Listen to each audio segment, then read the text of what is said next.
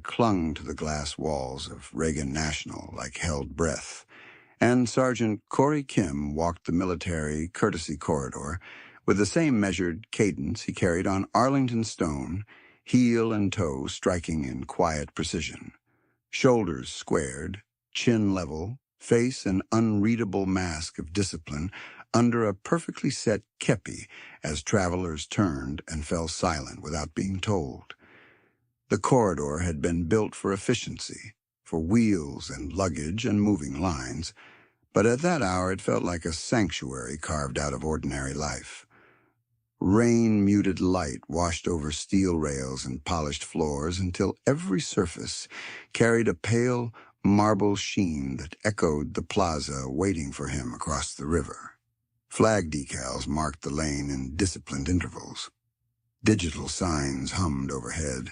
Gate calls drifted from the concourse in softened bursts, then seemed to fade as Corey advanced, because people who had never stood a watch in their lives still recognized ceremony when it passed in front of them. He did not look right or left. He did not need to. He felt the corridor register him in layers. First curiosity, then recognition, then respect.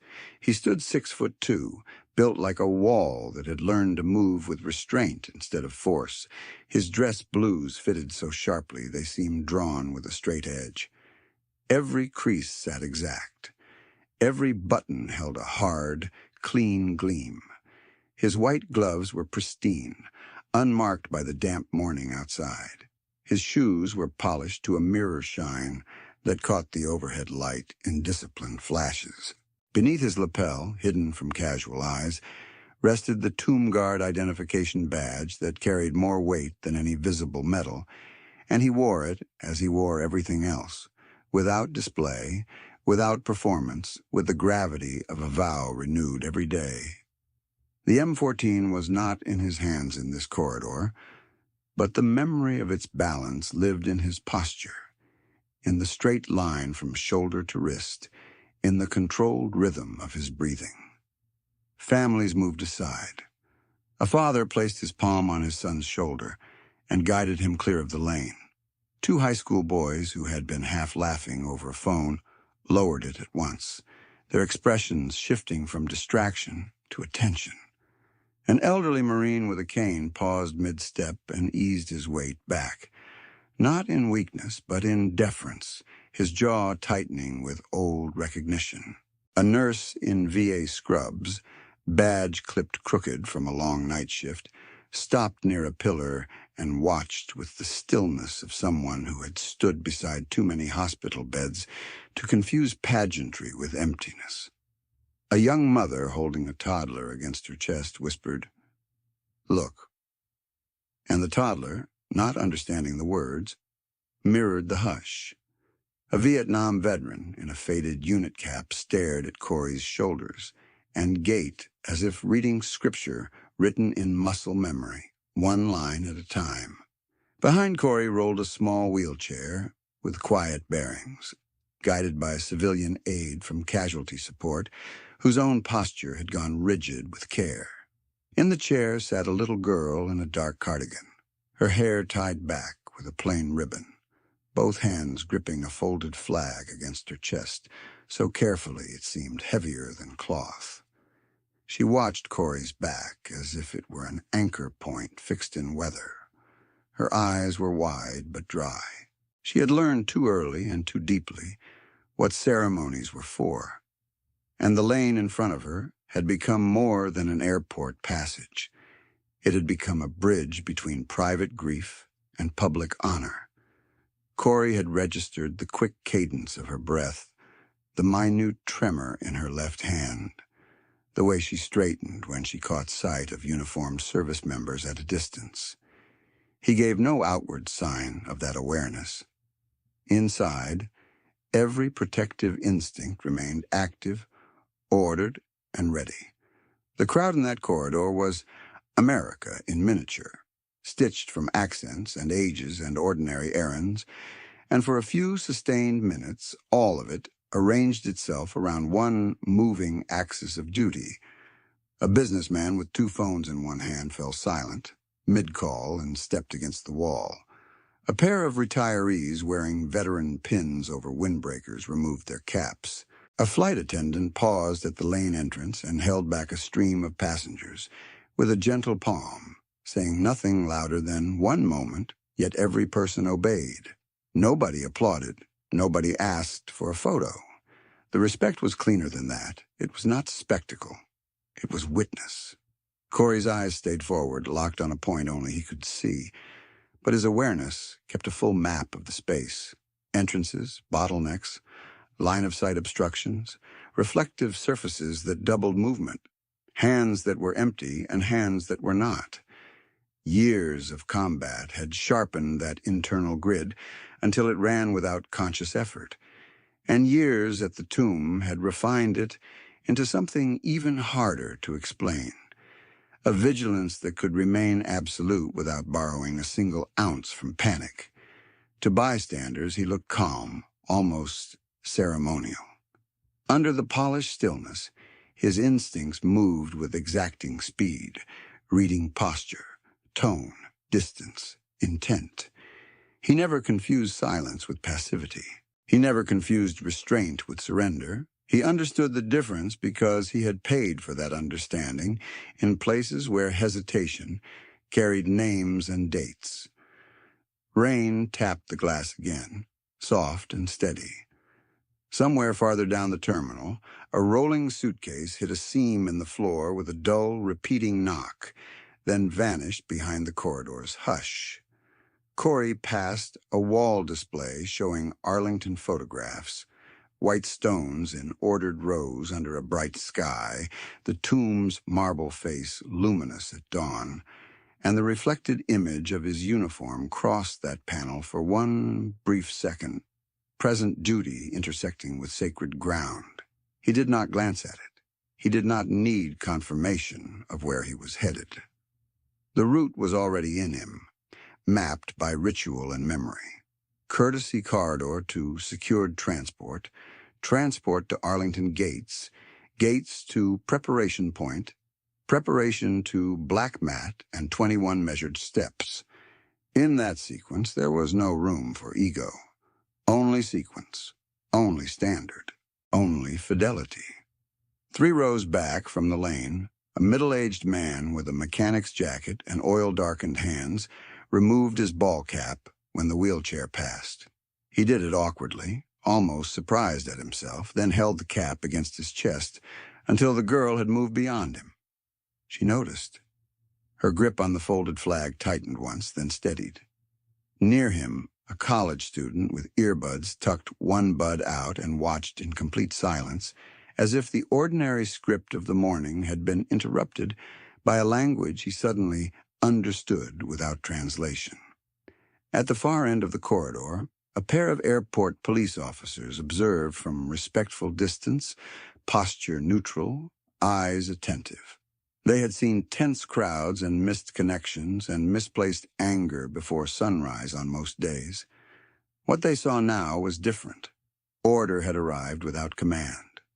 Corey's jaw remained relaxed. His shoulders remained level.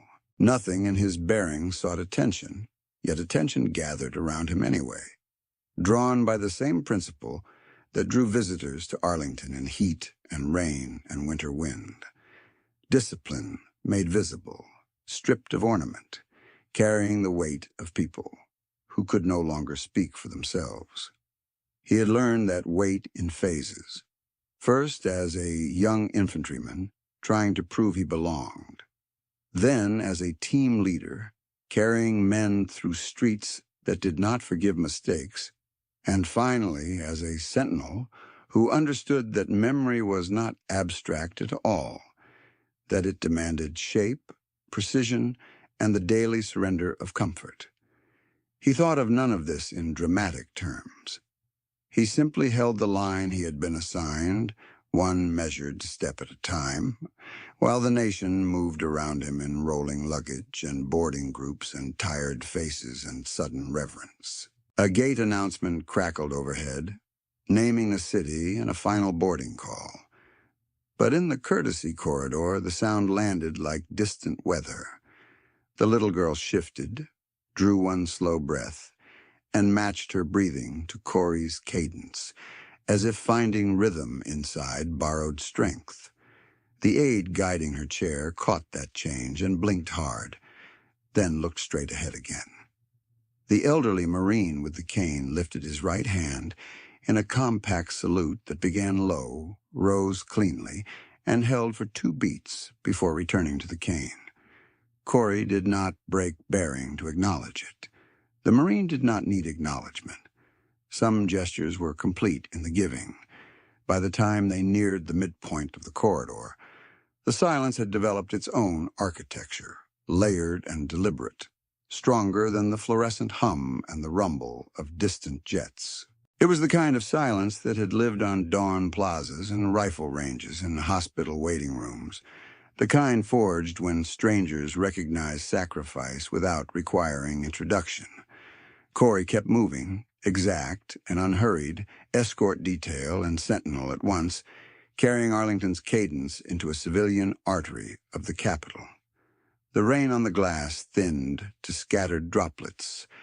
A thin blade of brighter morning light slipped across the floor and touched the toe of his left shoe as he stepped through it. The corridor held its breath with him. Then the shout split the corridor like a snapped cable. "Move, parade boy! You're blocking the lane." It came from the right side near the priority checkpoint rope, sharp and loud enough to override the gate announcements, loud enough to make the toddler in his mother's arms flinch and press his face into her shoulder. A man in a charcoal suit stepped forward with the practiced aggression of someone used to forcing open rooms with volume alone. His watch flashed heavy gold at his wrist. His carry-on trailed behind him in short, irritated jerks. His jaw was clean, his smile was not, and his voice carried the polished contempt of a man who believed courtesy was for people who had no leverage. Gavin Rourke did not see a sentinel on official escort duty. He saw a uniform in his path and read it as decoration. Corey did not turn. He did not alter stride. Heel, toe, measured breath, measured distance. The aide behind him kept both hands firm on the wheelchair grips, and the little girl's fingers cinched around the folded flag until her knuckles blanched under the corridor lights. Rourke closed the gap by 2 strides and raised his voice again, higher now, performing for anyone within earshot. "I've got a connection in 20 minutes. You standing there in costume doesn't outrank my ticket." The crowd froze. The phrase moved through them like static, and then even static died. The elderly Marine's cane stopped midair before touching down. One of the high school boys whispered, "No way," then swallowed the rest of it. The VA nurse shifted one foot as if to step in, then held, eyes fixed on Corey's posture. The Vietnam veteran, in the faded cap, watched Rourke with an expression that had no surprise in it, only old disappointment and sharpened attention. Rourke kept talking, because silence sounded to him like surrender. "You hear me? You're not on a parade ground. Move your little procession." The little girl lowered her face toward the flag without looking up. Her shoulders drew inward by an inch. Corey registered it without moving his head. To the corridor, he was carved stone. Inside, his awareness widened another notch, cataloging distances, exits, witness density, the angle of Rourke's right hand, the space between that hand and the wheelchair. What Rourke did not know was not small. It was institutional, legal, and sacred all at once. Corey Kim was an active tomb sentinel temporarily away from the plaza on direct escort orders. The child behind him was a Gold Star family member under military courtesy protection en route to Arlington for a wreath placement tied to her father's final citation. The lane Rourke called a bottleneck was, for this passage, a protected corridor of duty. Corey's silence was not uncertainty. It was discipline under mandate. Rourke laughed once, a short, hard sound. Look at him. Not even blinking? You guys train for this? Stand there and play statue while real people miss flights? A businessman near the wall lowered both phones and said under his breath, "That's enough." He did not say it loudly. He said it like a warning that wanted to stay private. Rourke ignored him. By 8:17 a.m., the rain had thinned outside to mist, but inside the corridor, pressure kept building with every syllable. Corey reached the next marker decal and halted in exact alignment so the wheelchair could clear a narrow service cart parked too far into the lane. It was a tiny adjustment, tactical and protective, nothing theatrical. Rourke mistook even that for concession and stepped wider into the corridor, cutting parallel with Corey's shoulder. "Finally. There you go. Keep walking, toy soldier." The words hit veterans in the crowd like grit in open eyes. The Marine's jaw flexed. The mechanic in the oil-darkened jacket set his cap back on his head with careful slowness and stared straight at Rourke, as if measuring him for a standard he would fail. The mother with the toddler whispered, "Don't look," but the child kept peeking between her fingers. Corey held bearing. His face remained composed, unreadable, the same mask that had faced rain on marble, summer heat off stone, and winter wind that cut through wool and muscle alike. Only someone trained to read sentinels could have seen the deeper shift. A fractional tightening along the forearm beneath the white glove, the minute set of his shoulders as his protective geometry adjusted around the child. Rourke came again, louder, now pointing two fingers toward Corey's chest. "Do they pay you extra to ignore people, or is the whole point to act superior?" No answer. Rourke turned briefly toward the onlookers with a showman's half-shrug, inviting laughter that did not come. "What? Nobody else thinks this is ridiculous?" Nobody took the invitation. The silence that met him was colder than any insult. He pivoted back and stepped closer, close enough that the reflective polish of Corey's buttons caught in his watch face. "I asked you a question." Corey's eyes stayed forward, fixed beyond the far glass where gray morning sat over the tarmac. He had worked 2 tours in Afghanistan and 1 in Syria. He had moved through villages where noise preceded blasts, and through streets where the wrong reaction in the wrong second killed more than the man who made it. He had learned to separate ego from duty with surgical precision, because men he loved had paid the tuition for that lesson. One of those men, Staff Sergeant Daniel Harper, still lived in a corner of Corey's memory with a grin and a cafeteria tray tumbling out of his hands in Kandahar. "Guess I'm training for the Chow Line Olympics." Harper had said it while everyone laughed. Weeks later, he died shielding civilians under mortar fire. Corey had carried that loss like a private weight that never shifted and never lightened, and he had entered the old guard as a vow, not as an assignment. Rourke did not know any of that. Not the Bronze Star with V, not the shrapnel scar along Corey's ribs, not the names folded into the discipline he mocked. He knew only that his schedule had collided with a standard he could not bully.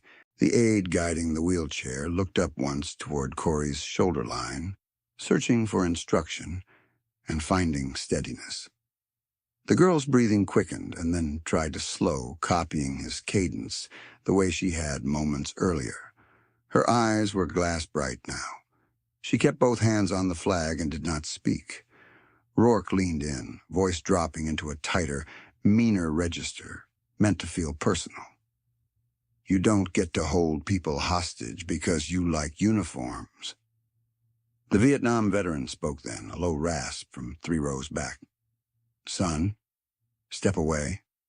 No raised volume, no theatrics, just command worn smooth by decades.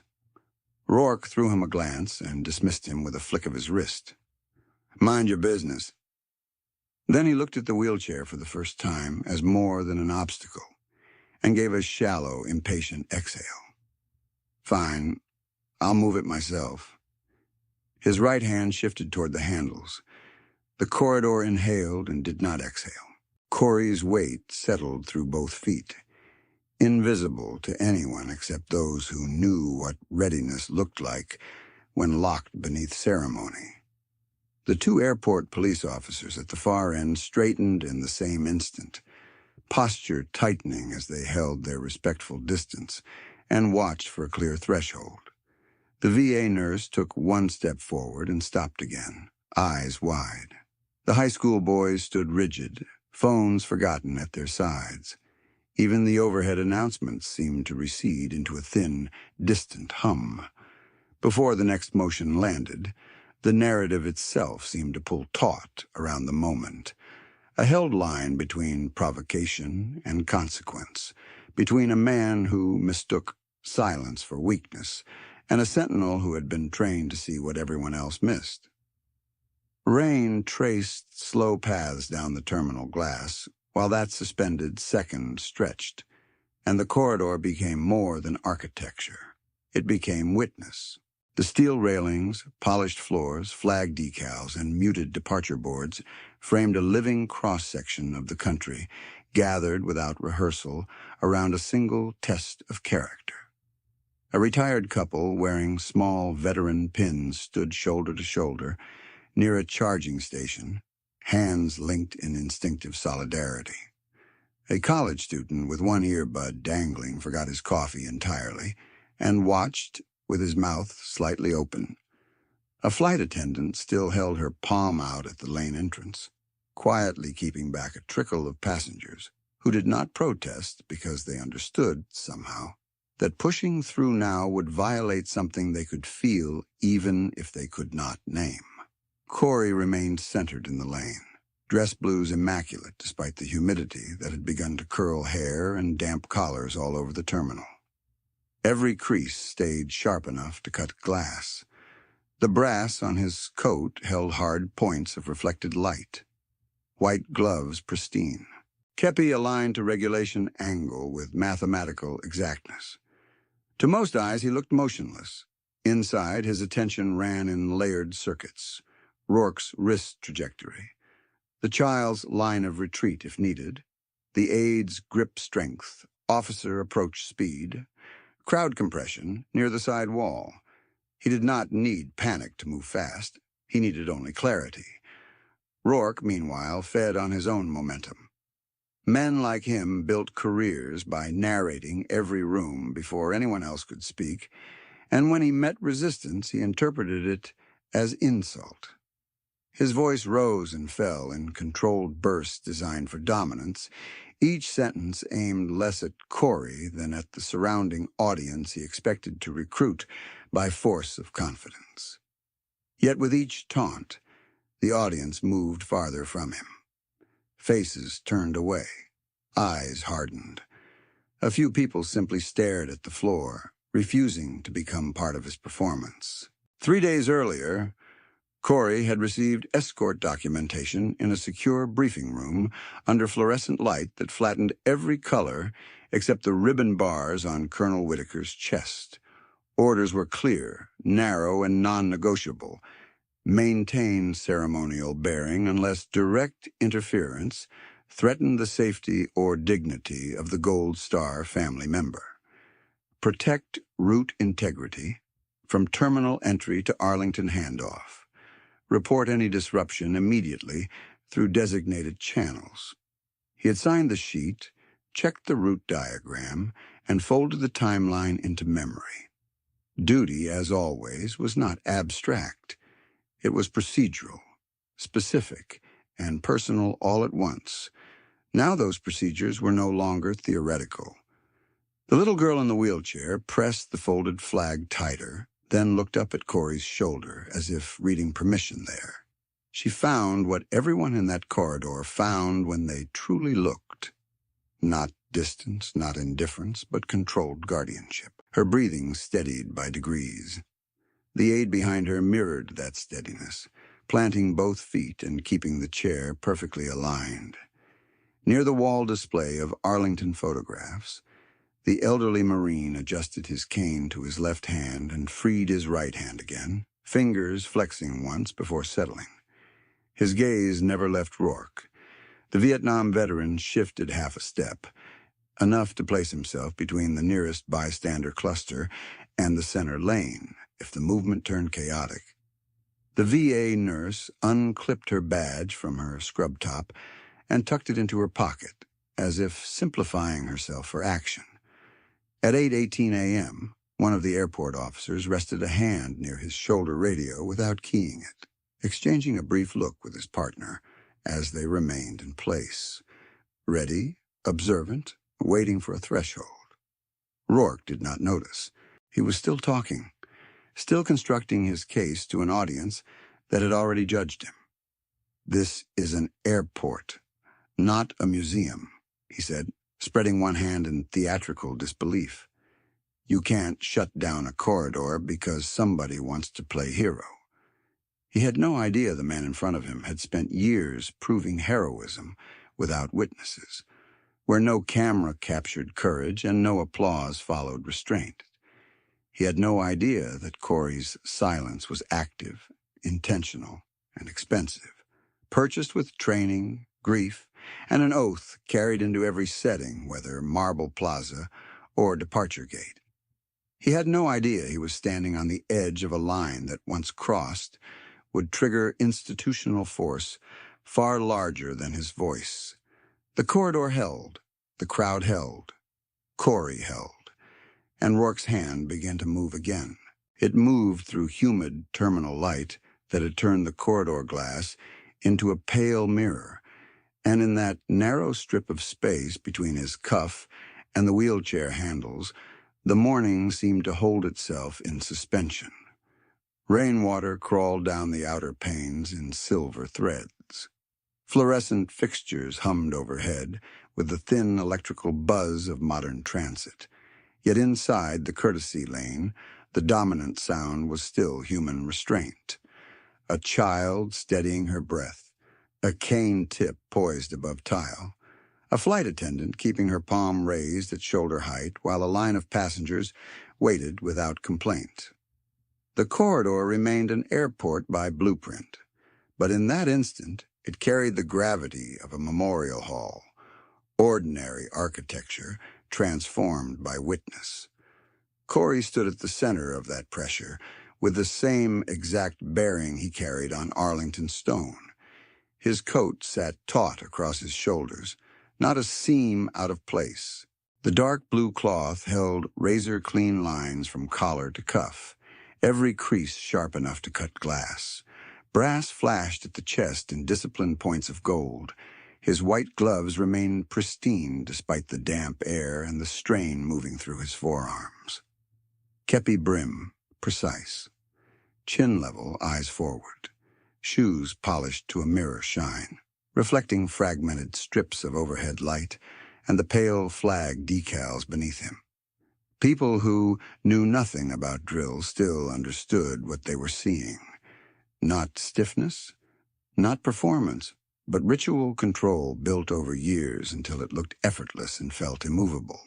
The little girl behind him, still holding the folded flag across her cardigan like a sacred object, lifted her gaze from Rourke's hand to Corey's back again. That was where she kept finding steadiness. Her knuckles softened from white to pink as her grip adjusted, not relaxing, simply rebalancing. The casualty support aide behind her planted both feet and tightened her hands on the wheelchair grips with professional calm.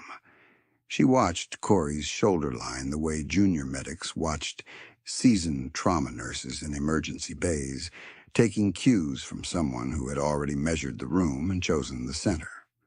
To the left wall, the elderly Marine in a weathered jacket shifted his cane from right to left and set his jaw. A silver stubble lined his chin. His eyes did not wander. Two high school boys near the charging station stood with phones slack at their thighs, faces gone solemn in the sudden education of consequence. A mother in a red rain shell held her toddler higher on her hip and kept whispering, "It's okay, baby, it's okay," though she was speaking as much to herself as to the child. The VA nurse in pale blue scrubs had moved closer by one measured step and squared her shoulders, ready to assist if called. The Vietnam veteran in the faded unit cap held his ground near the lane edge, chest lifted, gaze hard as flint, wearing the focused stillness of a man who had spent years reading danger before it spoke. Beyond the corridor glass, the tarmac lay under low cloud and moving drizzle, aircraft tails rising like white markers against a steel-gray sky. In Corey's mind, that weather linked itself to another morning less than 30 minutes away by secured route. Arlington after rain, black mat darkened by moisture, white stones in ranked rows, marble face of the tomb luminous beneath overcast light, and the measured strike of heels that turned silence into vow. He knew how the plaza would smell when they arrived, damp limestone and clipped grass, a trace of oil from ceremonial wood, the faint mineral cold of wet stone. He knew where the wreath stand would be set, where the receiving line would pause, how the child would be guided forward, how long the hold would last before the final step back. In his internal map, each position already existed with exact dimensions. The airport was temporary ground, the duty was continuous. Rourke kept his chin lifted as if posture alone could validate him.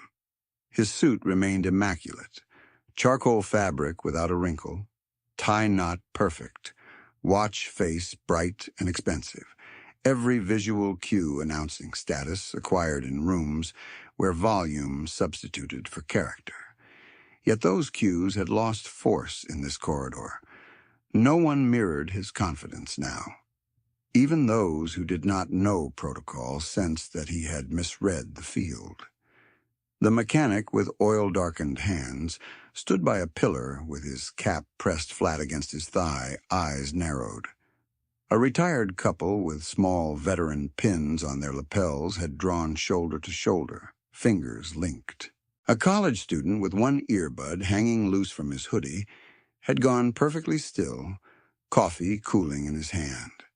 The two airport officers at the far end remained motionless but ready, attention narrowed to the line where gesture became interference. Corey felt all of it and displayed none of it.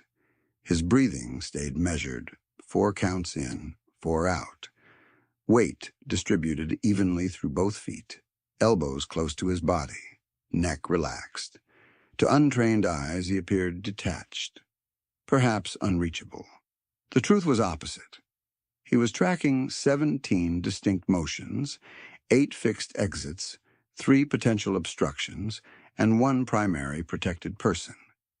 He monitored Rourke's shoulder rotation, saw the slight inward turn that telegraphed a reach rather than a feint, and registered the angle without flinch or hurry. Beneath the lapel sat the Tomb Guard identification badge, hidden metal carrying decades of standard. Beneath that sat memory, heavier than any badge. By late spring of his first year in the 75th Ranger Regiment, Corey had learned that silence came in different forms. There was the silence before a helicopter insertion, rotors already spinning, faces blacked, everyone checking straps one last time. There was the silence after contact, when radios crackled and clipped codes and each soldier counted not rounds but names. And there was the silence of grief in a plywood chow hall at dusk when somebody's bunk had been stripped and no one said why. Years later, at Arlington, he recognized a fourth kind, silence as civic promise, held by strangers who remembered the cost of their ordinary mornings.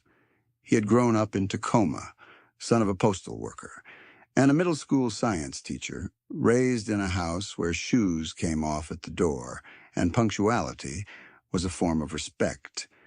His father kept one framed photograph above the kitchen table, a young infantryman with a narrow face and tired smile, standing beside an armored vehicle under desert sun. It was his uncle, missing from a patrol in another era, name engraved but remains never recovered.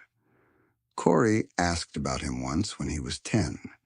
His father answered with careful brevity, then said, "Some families get a grave, some get a name and a promise."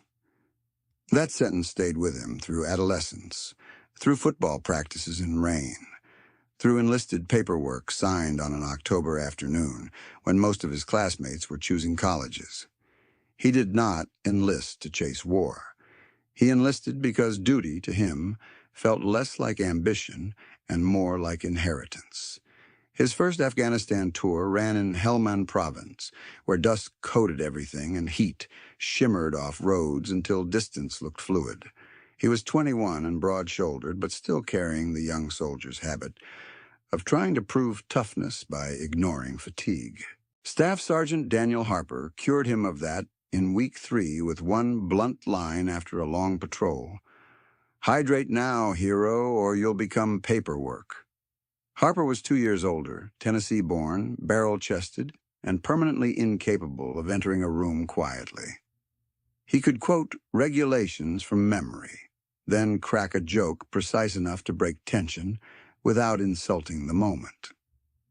In Kandahar Chow one evening, he dropped an entire tray in front of half the platoon, paused amid flying peas and metal clatter, and grinned at the staring room.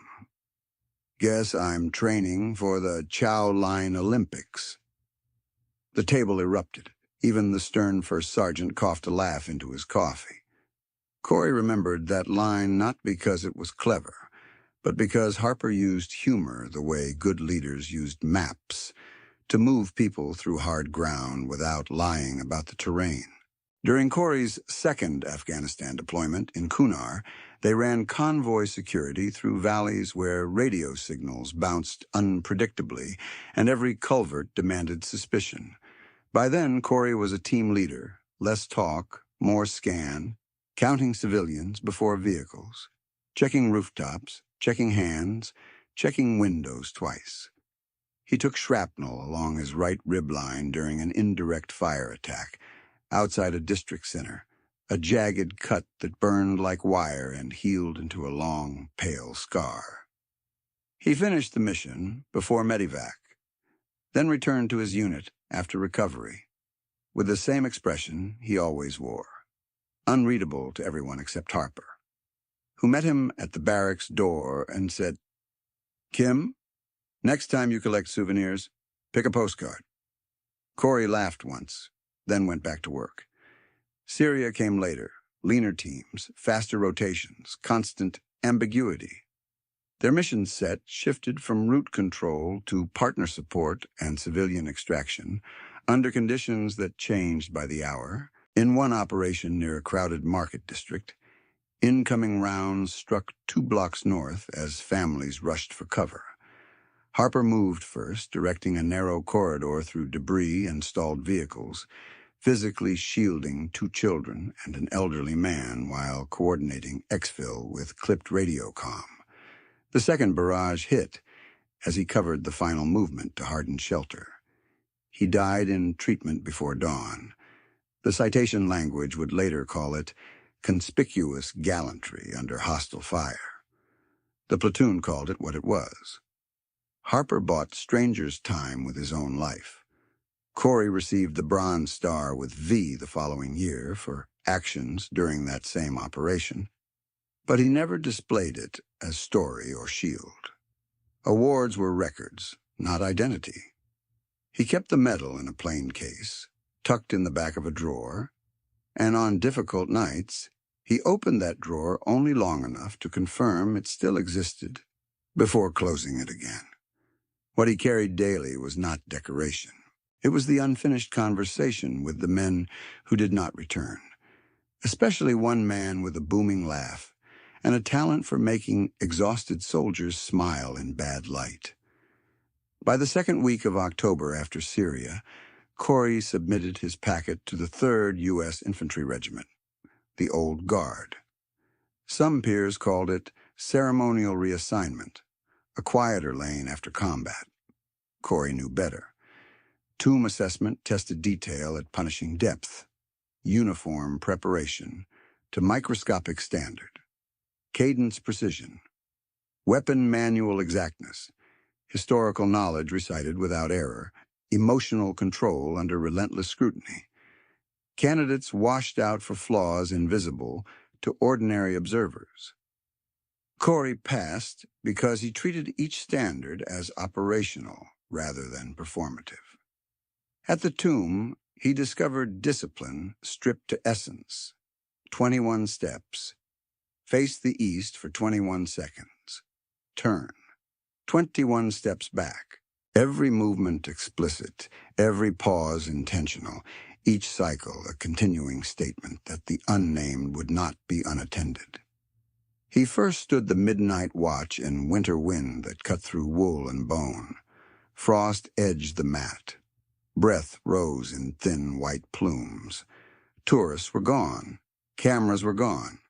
Only darkness, marble, and the measured strike of shoes on stone. He remembered touching the stock of the M14 in gloved hand and thinking of his uncle's unresolved file, of Harper's last transmission, of all the families who carried folded flags and unfinished sentences. The duty stopped being job description and became theology. He was not guarding an object. He was guarding a national vow. Now, in Reagan National's courtesy corridor, that vow traveled with him in pressed wool and silence. The child behind him was not an itinerary item. She was the living edge of memory, daughter of a service member who had received a final citation instead of a return home. Corey had read the escort brief. He knew her father's unit, date, and language from the award. He also knew none of that gave him license for anger. Anger narrowed perception. Duty widened it. So he held his center, held his bearing, and prepared to act only at the threshold defined by protocol and protection. Rourke's fingers spread as his reach extended, confidence still loud, still uncomprehending. The corridor waited on the next half-second, and Corey, face carved from stone, already had the line marked.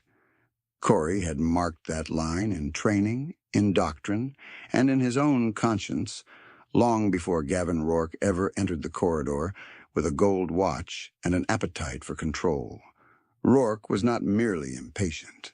He was a man built by rooms where interruption counted as strength and where people mistook confidence for authority, because nobody in the room had paid the cost to challenge it.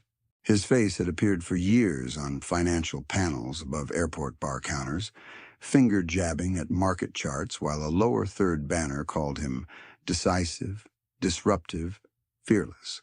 He turned quarterly earnings into combat metaphors, treated negotiation like conquest, and cultivated a brand of contempt for anything he called ceremonial.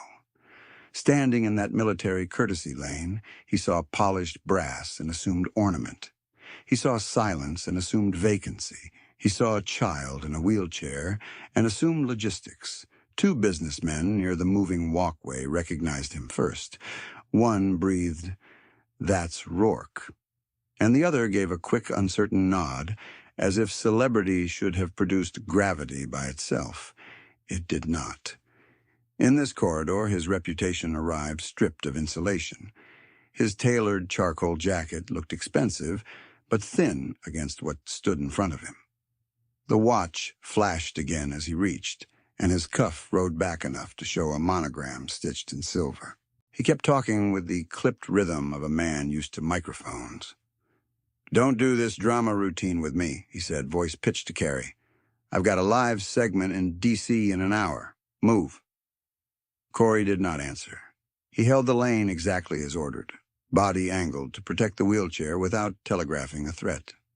Rourke mistook that geometry for defiance directed at him personally, and indignation sharpened his features into something harder than impatience.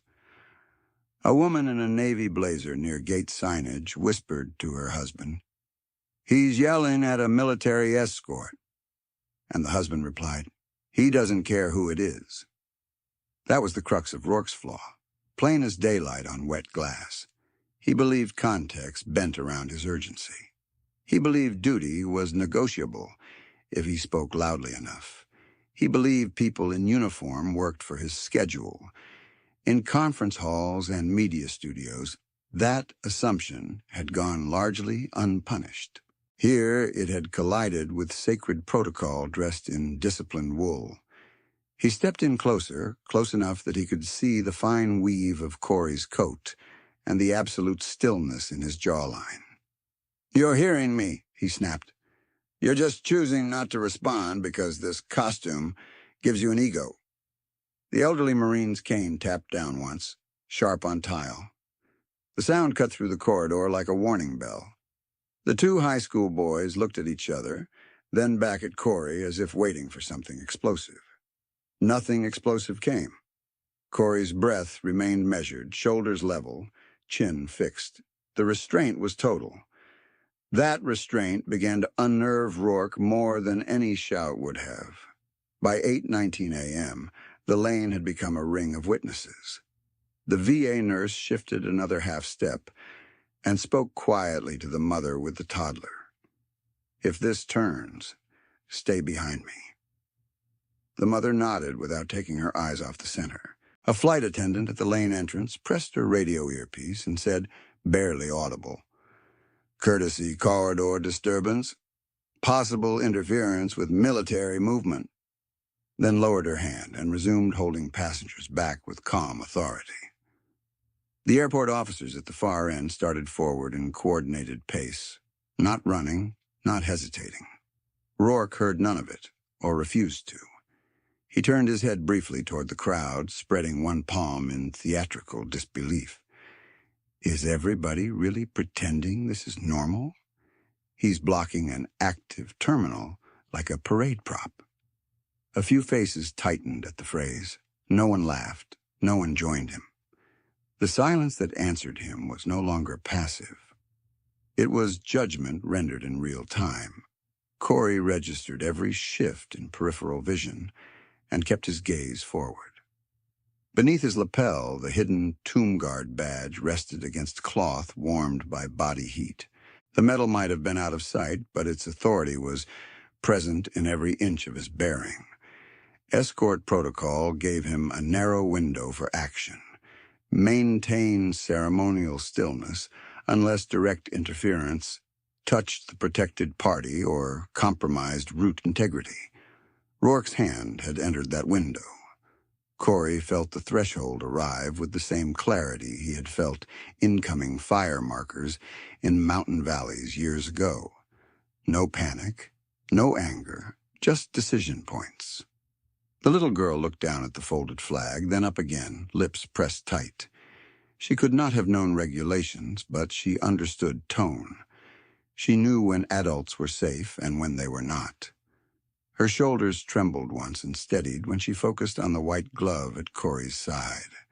The aide behind her swallowed and set her feet wider for control, posture rigid with determination not to let the chair drift even an inch. Rourke tried a different tactic, voice dropping low and cutting. "I donate more to veterans groups in a year than you make. Don't posture with me." It was the language of purchased virtue, transactional and hollow. A mechanic by the pillar exhaled through his nose and muttered, "That's not how honor works," to nobody in particular. What no one in that corridor knew, except Corey and the escort chain, was that Rourke's claim brushed against the very citation folded into the child's itinerary packet. Her father had died on a clearance mission outside Manbij, staying with a disabled convoy vehicle until civilians were moved off route. The wreath placement at Arlington was tied to that act, to language signed by command and read aloud with measured cadence. Corey had reviewed those documents at dawn. He carried their weight now with the same precision as his uniform. Rourke's fingers curled around empty air inches from the wheelchair handle. He leaned in, jaw set. "Last time. Move. Her." That was his fatal assumption stated without disguise. That the child could be repositioned by force of personality, that the guard in front of him was a decorative obstacle, and that sacred duty yielded to convenience. He had spent his life turning people into movable pieces and mistook this lane for another board. Corey moved 1 inch, then stopped. Not a lunge, not a shove, just a calibrated shift that placed his body squarely between Rourke's reach and the wheelchair. The motion was so precise it looked inevitable, like a door closing on the exact hinge point it was built to protect. His gloved left hand rose to chest height, palm out, a barrier without aggression. Rourke blinked, stunned that stillness had become structure. The entire corridor seemed to tighten around that single raised glove. The Vietnam veteran's chin lifted by a fraction. The Marine's eyes narrowed in approval. One of the high school boys whispered, "He didn't even touch him." Awe replacing nerves. The airport officers increased speed by 1 degree, radios now in hand. Corey still had not spoken. He could feel his pulse steady and strong, each beat controlled, each muscle aligned to hold space without escalation. Training at the tomb demanded absolute command over impulse. Combat had taught him the price of losing it. In his mind, ranges overlaid themselves without conflict. Terminal tiles became sectors. Bystander clusters became protected arcs. Reflective glass became visibility multiplier. He tracked Rourke's right shoulder, right wrist, center of mass, and the child's breathing pattern all at once. His body was quiet. His instincts were on high alert. Rourke's expression changed for the first time, confidence fissuring into disbelief that bordered on fury. "You think you can block me?" he said. "You're a hallway ornament." He started to step around Corey's left side, testing for an opening. Corey mirrored with equal economy, maintaining the shield line and preserving distance with no wasted motion. The maneuver was almost elegant, drill precision repurposed into protective geometry. Again, no force. Again, no theatrics. The crowd felt the discipline in it and drew a collective breath. 30 feet away, one airport officer keyed his radio. Unit 7 on scene. Interference with military escort, requesting supervisor and command liaison confirmation. The response crackled faintly. Supervisor en route. Maintain visual. Do not obstruct escort. A retired Army colonel in civilian clothes, medals pinned on his blazer lapel, had been standing near the coffee kiosk long enough to see the entire exchange. He stepped forward just enough to be heard and said, in a voice that carried old command without shouting, "Sir, you are out of line. Step back now." Rourke glanced at him and dismissed him with a sharp, open-handed wave as if brushing lint from his sleeve. That gesture landed badly with the crowd. Murmurs rose, then clipped off into tense silence. Authority had spoken and been ignored. Corey's internal timing ran in clean intervals. 2 seconds to reposition if Rourke lunged. 4 seconds for officers to close. 6 for full containment if bystanders held. He held himself inside those numbers without outward sign. He could feel the child's chair through peripheral spatial sense, knew exactly where its wheels rested relative to the flag decal seam on the floor. He kept his left glove steady between Rourke and the handles, right hand relaxed but ready at his side. Rourke leaned in until his voice became a harsh whisper meant only for Corey. "You don't talk because you've got nothing to say." Corey met that with silence that was not empty at all. It contained Afghanistan dust, Syrian smoke, midnight watches on frozen matting, names engraved on memory and marble, and the discipline to stay calm while provoked in front of a crowd. To everyone watching, he looked carved from stone. Inside, every circuit was live. At 8:20 a.m., the terminal clock above gate signage clicked forward, and with it the pressure intensified. The little girl finally spoke, barely above breath. "Please don't touch my chair." The words were small, but in the corridor they landed like a ceremonial bell. Several bystanders closed their eyes for a beat. The aide behind her straightened, tears bright but contained. Rourke's jaw worked. He took the plea as defiance and pushed forward another fraction, hand rising again toward the handles. More abrupt now, less controlled. That movement transformed the situation from verbal abuse to imminent interference in every trained eye present. The officers were now 10 strides away. The colonel took one step closer. The VA nurse lifted her hands, ready to receive the child if needed. The Marine shifted his cane to clear space. Corey's posture did not change. Yet the corridor felt the shift in him like a drawn line turning to steel. He had given restraint every inch doctrine required. He had maintained bearing through insult, through contempt, through public provocation aimed at uniform and duty alike. The threshold was now clear, objective, unavoidable. His glove remained between the hand and the chair, unmoving. His voice, when it came, waited just behind his teeth, measured and formal, prepared to end the argument without raising a single decibel. "Step back.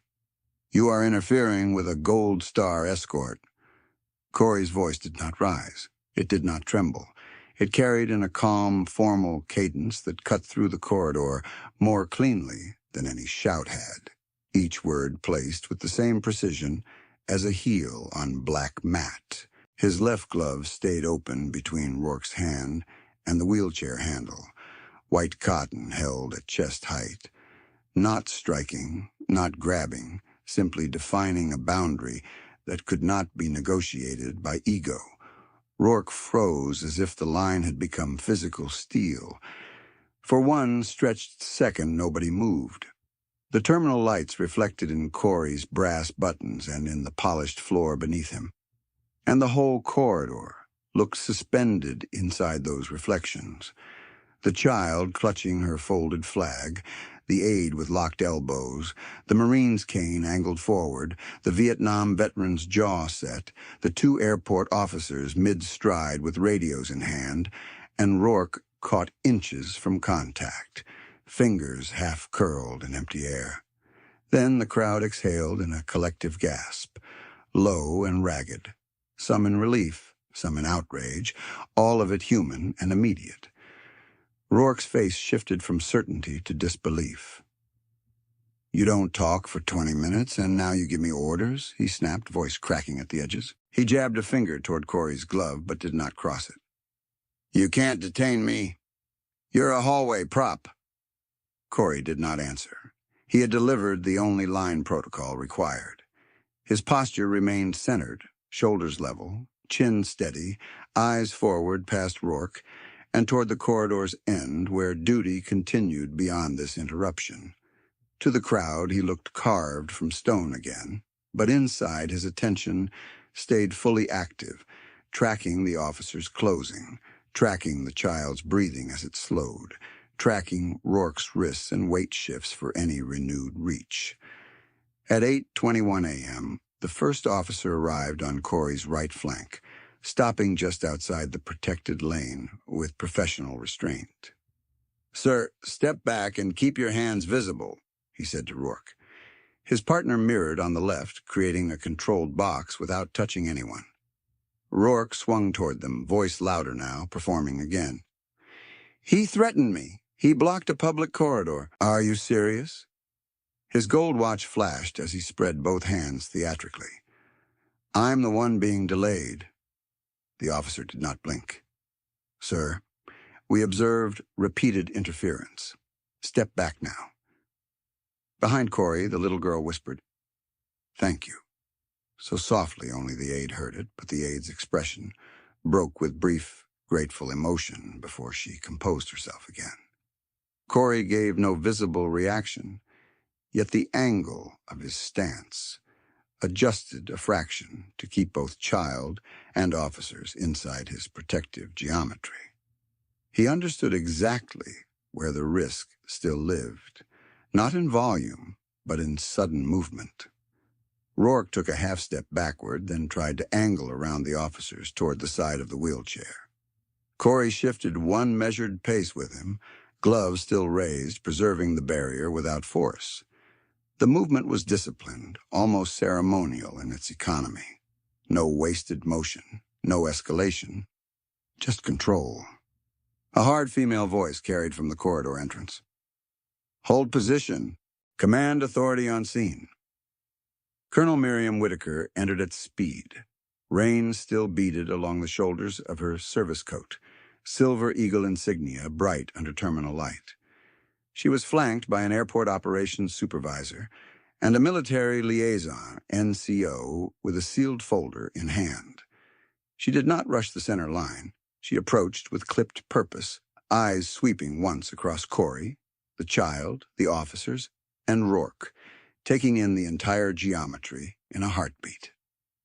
"Colonel on deck," said the retired Army colonel near the coffee kiosk, reflexively straightening despite civilian clothes. Whitaker stopped 3 feet from Corey's left shoulder. "Sergeant Kim," she said, voice formal and clear, "maintain escort posture." "Yes, ma'am."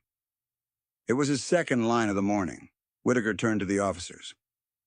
"I am Colonel Miriam Whitaker, 3rd U.S. Infantry Regiment, the Old Guard, designated receiving official for this Gold Star transfer. Sergeant Corey Kim is an active tomb sentinel on written escort orders under military courtesy protocol. This movement has command protection." She took the folder from the liaison, opened it to the signed order sheet, and presented it at chest height for the lead officer and airport supervisor.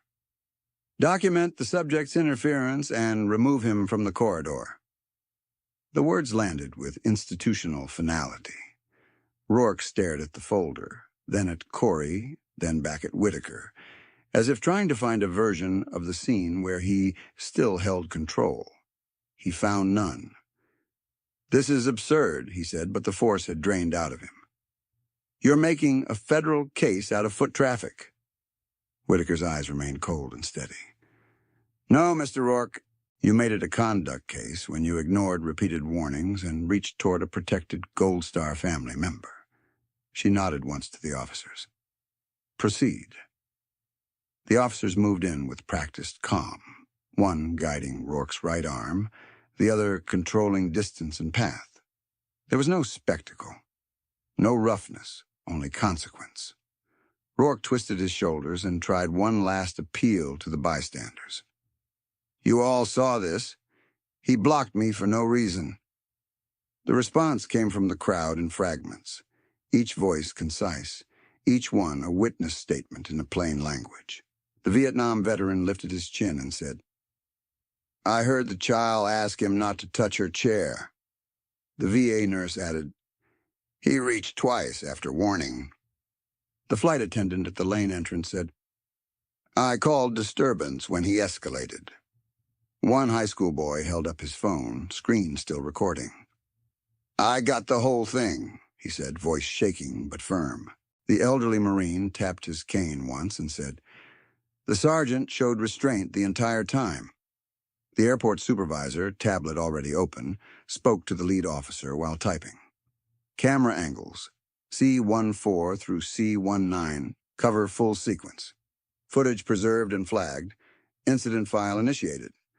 He read off the case number. The officer repeated it back. The number was entered into both airport and police logs. External contact made minutes earlier over radio closed into formal record. Rourke's protest collapsed into muttering as he was escorted down the corridor, away from the courtesy lane he had tried to dominate. People did not cheer. They watched in stern silence as he passed, and that silence was heavier than humiliation delivered by noise. His expensive suit, perfect knot, and flashing watch looked suddenly small against the discipline he had challenged and the civic line he had crossed. Whitaker waited until he was clear before turning back to Corey and the child. Her expression softened by a single degree. Sergeant Kim, status? Protected party secure. Escort route ready to resume, ma'am. Good. She glanced to the little girl and crouched just enough to meet her at eye level without touching the chair. You did exactly right. You stayed with your escort, and you spoke when you needed to. The girl nodded, still holding the folded flag, her breath now even. The aide swallowed hard and gave Whitaker a grateful, wordless look. 3 minutes after Whitaker's arrival, the officers returned briefly for final confirmations. The lead officer addressed Corey with crisp respect. Sergeant, we have witness statements from 6 civilians, 2 officers, and airport staff. Video secured. Subject removed for disorderly conduct and interference. You are clear to continue movement. Understood, Corey said. The liaison NCO stepped in and quietly returned Corey's escort packet, now clipped with the incident addendum number. Physical evidence had a chain. Reports had outcomes. Nothing would be left floating. Whitaker gave one final command. Reopen corridor in staggered flow. Escort lane holds until transfer team exits. The flight attendant repeated the instruction to waiting passengers with a calm efficiency. People complied instantly. The frozen republic began to move again, but with a different tempo, quieter, more deliberate. The retired couple placed their hands over their hearts as the wheelchair rolled forward. The mechanic removed his cap again. The college student straightened his shoulders and stepped aside with solemn care. The mother lowered her toddler's hand into a small wave. The child waved once at the little girl, who answered with the smallest nod. Corey lowered his glove, returning both hands to formal escort posture. His uniform remained immaculate, every crease sharp, white gloves still clean despite the strain of the confrontation. He did not look toward the crowd for praise. He did not track where Rourke had gone. His focus returned to the route, to timing, to the child behind him and the ceremony ahead. Whitaker stepped to the lane edge and spoke quietly so only Corey could hear. You held the standard. Yes, ma'am. He stepped off. Heel toe measured breath, measured distance. The corridor gave way before him once more, not from fear, but from recognition. Sacred duty had been tested in a place of rolling luggage and departure boards, and sacred duty had held. Corey moved toward the secured exit with the Gold Star child in his wake, the crowd watching in reverent silence as boots struck tile in steady cadence, carrying Arlington's promise forward. The automatic doors to the secured curb slid open, and damp November air met Corey like a remembered command.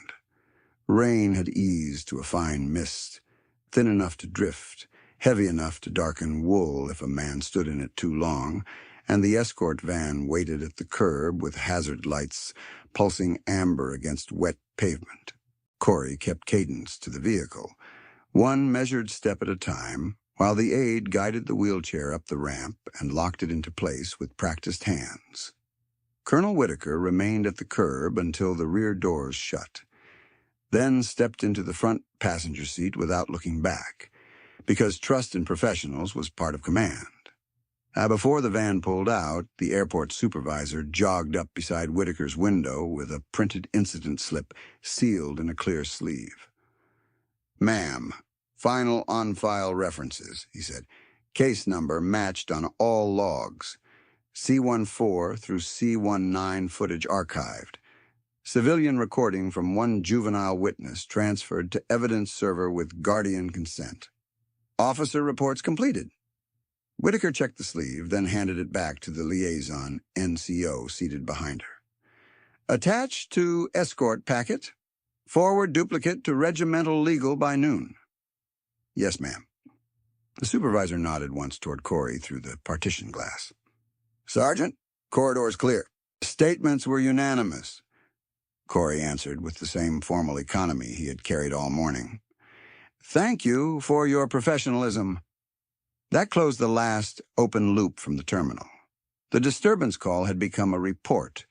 The report had become a record, and the record was now in military and airport hands where it belonged.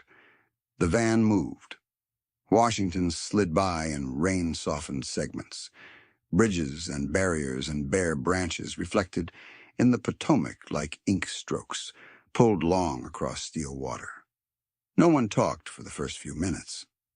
The child held the folded flag in her lap with both hands, thumbs smoothing one edge over and over as if memorizing texture. Corey stood braced in the aisle despite available seating, one gloved hand resting near the rail, body aligned between her and the side door out of pure habit. Across from him, the aide finally exhaled the breath she had been carrying since the corridor. She looked up at Corey and gave a small, steady nod that said what regulation language never could. She had seen the line, and she had seen him hold it. 27 minutes after leaving Reagan National, the van rolled through Arlington's gate. The weather there felt different from the terminal, cooler over open ground with that clean mineral scent of wet stone and clipped grass rising from the slopes. White headstones stepped over the hills in ordered rows, each one unchanged by weather, unchanged by noise, unchanged by the world's appetite for distraction. Corey stepped out first and scanned route points as ceremony staff approached. Colonel Whitaker exited and gave 2 clipped instructions to the receiving detail. Escort sequence remains intact. Child proceeds on my signal. Keep media perimeter wide and silent. A captain from operations came forward with a tablet and saluted. Ma'am, update from airport police. Subject Rourke was issued formal citation for disorderly conduct and interference. Released to counsel after processing. No further contact authorized with Gold Star Movement. Written confirmation sent to legal and copied to your office. Whitaker accepted that with a single nod. Logged. She turned to Corey. Thread is closed, Sergeant. Mission remains. Understood, ma'am. The little girl was helped down from the van by the aide and a female sergeant from casualty support. Her shoes touched wet pavement, and she paused, looking up the hill toward the Tomb Plaza, where the marble stood pale under low cloud. Fear had left her face. Not all grief, never that, but fear. She still held the folded flag, and now she held it like something inherited rather than something fragile. As the party moved uphill, several of the airport witnesses appeared at respectful distance along the public approach, drawn not by spectacle, but by unfinished feeling. The Vietnam veteran in the faded unit cap had come in a separate shuttle from the terminal after giving his statement. He stood near a railing with both hands on the top bar, shoulders squared despite age. The elderly Marine with the cane was beside him, posture proud, cane planted like a staff. The VA nurse had changed out of scrubs into a plain dark jacket and stood quietly behind them. Even the 2 high school boys were there with one parent, subdued and solemn, phones put away. They had not come for attention. They had come to see the mourning finished correctly. At 10:02 a.m., the ceremony began. Rain stopped completely, as if on cue, leaving only a high gray sky and the soft hiss of wind through bare trees.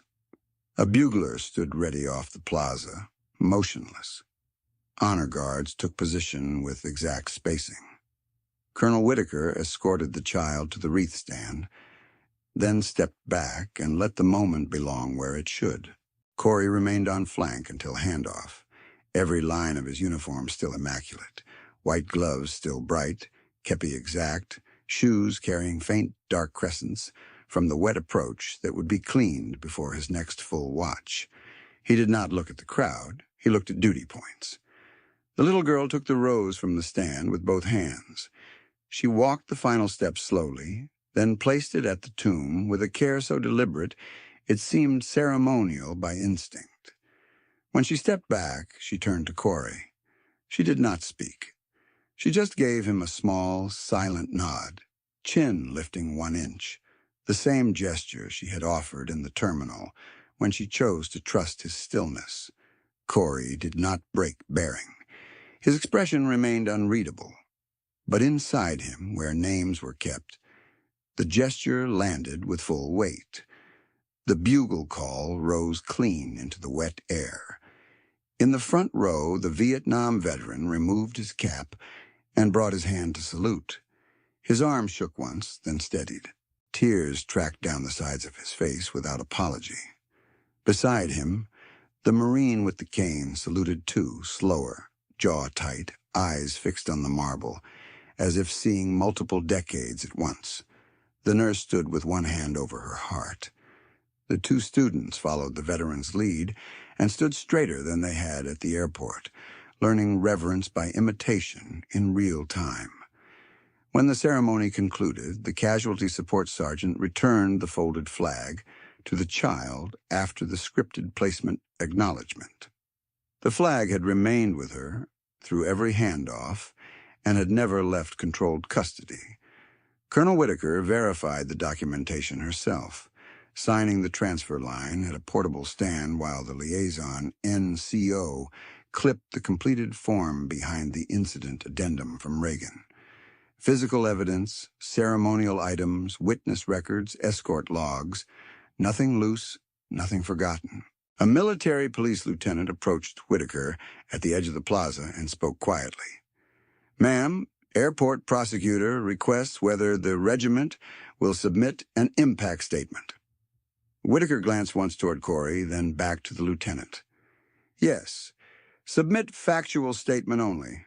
Sergeant Kim's conduct, child impact, witness corroboration, no embellishment. By close of business? By 1600. Roger, ma'am." Another thread closed. The system had heard what happened and would carry it forward in the right channels. By late morning, Corey had changed for watch and taken position on the black mat. His boots clicked in perfect rhythm. 21 steps, pause, turn, repeat. The marble held the sound and released it across the plaza in disciplined intervals that no heckler could interrupt here. Mist lifted from the grass. The rows of white stones stood in ordered silence down the hillsides. Visitors gathered along the chain line, quiet without being told, hats removed, phones lowered. Among them stood the same veteran from the terminal, cap back on now, eyes red but steady, with the Marine at his side and the nurse a few feet behind. The high school boys were there too, shoulders squared, watching every step as if they had discovered a language they intended to keep. Corey's face remained carved from stone. To the crowd, he was ritual-made flesh.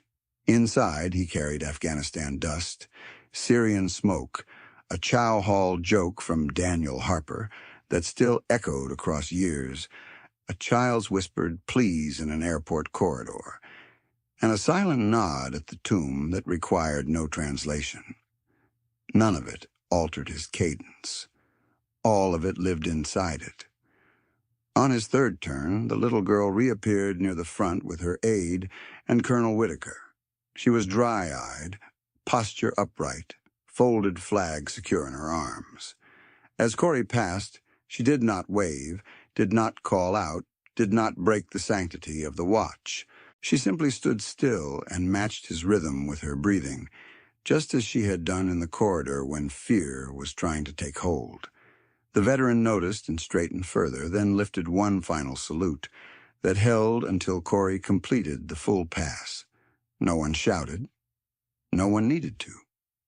The only voice left was the measured strike of leather on marble, the cadence of a vow kept in public and in private, and the quiet truth written across stone, flag, and rain-washed air. Real honor did not answer noise, it outlasted it.